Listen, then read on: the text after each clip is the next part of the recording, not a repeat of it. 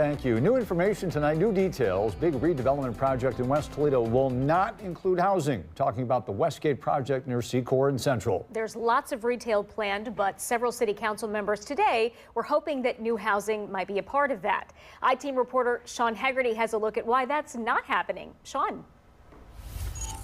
Yeah, redevelopment has been long discussed here, even as the Elder Beerman and the Sears were on their last legs. We know now housing will not be part of the redevelopment. As the ownership of the Westgate shopping plaza talked of redevelopment over the years, housing was part of the talk. When we first came to the city 6 years ago, it was all housing. It was 4 towers, 2 or 3 story. They have plans in front of Toledo City Council for redevelopment with lots of retail, but now we know housing is not part of it. City economic development leaders and ownership explained why on Wednesday. We met with about 9 different residential apartment builders, and unfortunately none of them were interested in taking the next step forward at the site. Although it's 30 acres, it's really not that big when we start thinking about adding hundreds of new units to this site.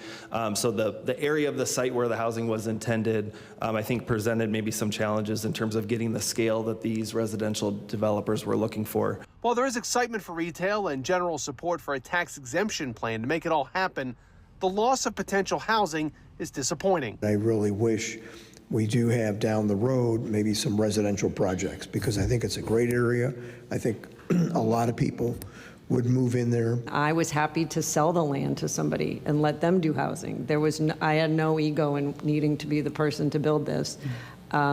We were told, Liz, even if you gave me the land, I couldn't make the numbers work on building a building here with apartments in it and renting those apartments.